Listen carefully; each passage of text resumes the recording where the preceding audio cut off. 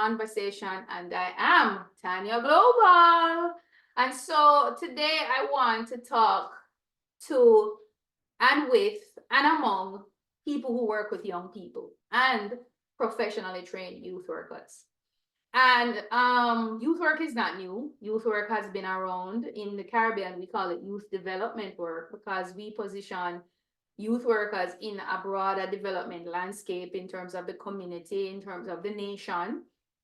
And in my experience, I have seen where young people have turned the tide, political tide of elections and changed directions of government. So that's how powerful young people are, and that's how powerful youth development workers and youth workers and people who work with young people are. They, whether we want to acknowledge it, yes or no, we hold the key and sometimes the door handle in terms of the power of young people.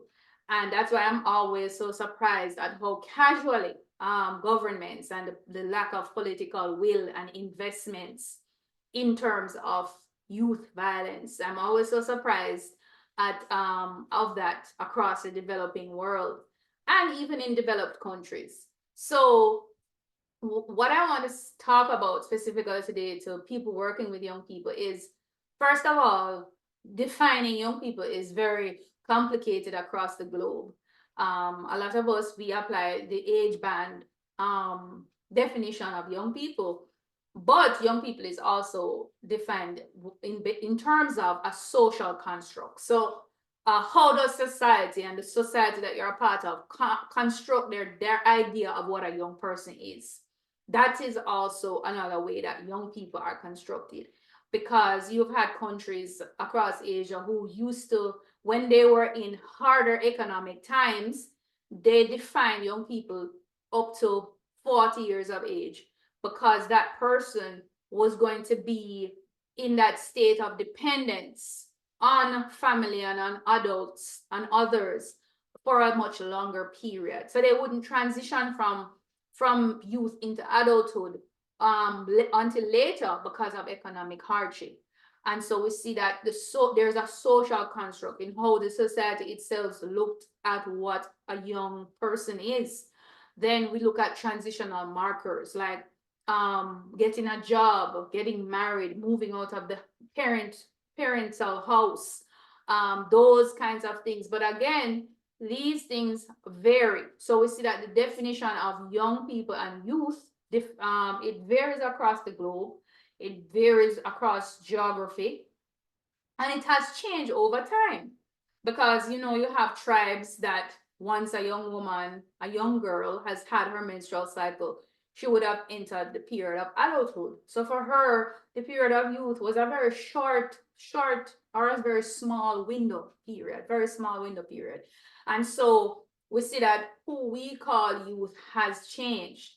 And even when we're doing programs, sometimes when you're doing an entrepreneurship program, enterprise or employment program, you have young people coming. They're young people in terms of they've not transitioned. They still live with their parents. They're still dependent on others for their survival, but they're maybe over 24. They're maybe 30 years old.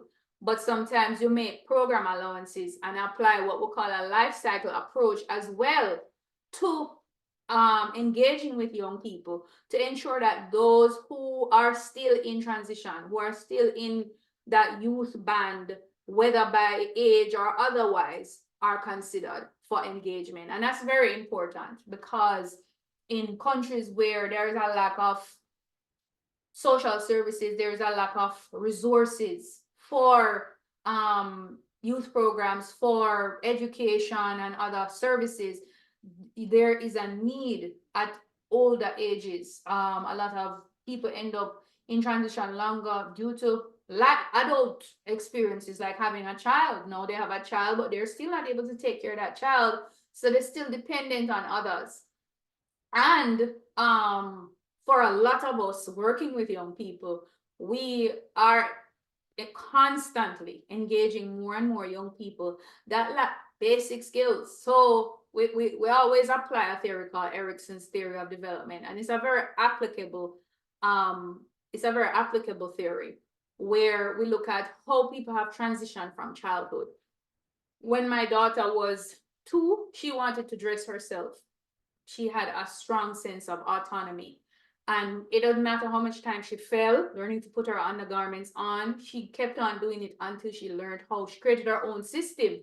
Whether it looks silly to us, yes or no, it didn't matter to her.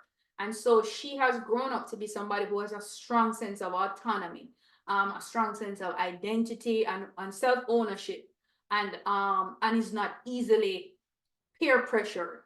So these stages determine also a young person's ability to be independent over time. And I've seen people sentenced sometimes um, in detention and incarceration, and they're adults, young adults, but the basic skills to make decisions and basic skills of autonomy and independence and identity, they lack because they come from environments that these were not facilitated and cultivated. And so that's also very important when engaging young people. And so I want to encourage people who are working with young people or who are professional youth workers or youth development workers. First, define who it is you are working with. You have to do that. You have to define your space. You have to define who the young people are. You have to define what the young people are involved with, what types of young people, because young people are not just young people. They are a very heterogeneous, very diverse group. And you have to understand your group, understand the diversity. It's like doing research. When you're doing a study, you have to know your study, you have to know your methodology, you have to know when you're collecting your data, you would have to know your methodology so well so that when you collect that data, it's as if you own it, it's as if you know it. And so you are able to to to to analyze it effectively. Same thing with your population of young people. You have to be able to know them well. You are the expert. When you go before your organization or policymakers, when you are invited to sit at a table, you are called to sit at that table to represent them. In some sense, they're your constituents, and you are a leader now who is there, who you are supposed to be able to speak on behalf of them, their needs, their challenges, and most importantly, their strengths, their assets. Because so often we want to talk about what is lacking, but we don't want to talk about the power that they possess and these inherent abilities or these skills that they have developed through resilience, having to overcome the challenges. And so, as a youth worker, you have to be able to define your population. You have to be an expert of your population. And that is where I want you to take the time to do the work, because a lot of us get thrown in to situations and we work for organizations because we don't know our populations. When we're given programs to execute, when we're given services to deliver, when we are given access to opportunities to provide, we then are support, or we are providing support, we then are not sure. We go in with this thing like a template and we don't know how to effectively utilize it or have it utilized because we don't know the young people that we are serving. And so that is very important. We have to understand our young people. That's where it begins.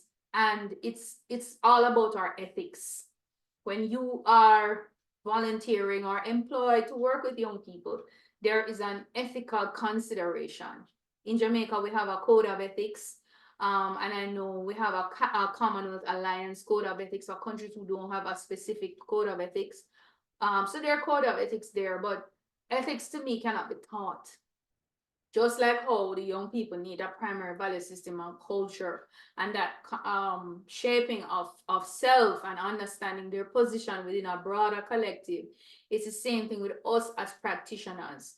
Nobody cannot force you to be ethical. You have to see your value first, and then you have to see the value of the young people. And when you have that regard for yourself and for the young people you work with, your youth partners, then you are able to apply ethical practice in how you engage. And ethical practice says, if I don't know how, I am going to find out. ethical practices. I am going to take the time to understand the young people that I work with. Some of us are both youth workers. We work in the field as well as we are academics. We do research and we also do training and teaching. Some of us at the university level. But at the same time, we also engage with young people. And so we have to be able to apply that ethical consideration in what we do. We are daily working with the young people and we see the plight of the young people and we see their challenges and we know. And so we have to be able, that's why I stay connected. I stay working with young people because I want to know what is happening among the generations, the different generations of youth, because I know they're diverse and I know their challenges. And what might be a challenge of a young person now is different from a young person 2 years ago. And we might minimize it, but it is a concern for them. It's important to them. And it's important for us to understand why. So, as youth workers, as people working with young people, let me encourage you, get to know the population you serve well, because you are their advocate. You are often given the opportunity to speak on their behalf. And when you have the opportunity to speak for someone, you should ensure that you are speaking honestly about them and you are speaking for them. You are not replacing their voice. And that's a caution for a lot of us.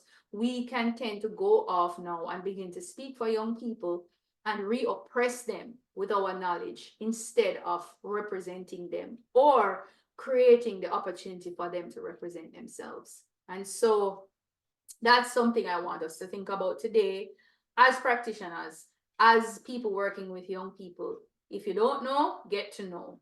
Access, there's a lot of free trainings. Contact us, contact whoever in your country. The Commonwealth Alliance is there. Make contact with people who know how that can help you to be able to build your skills to do better work and work ethically.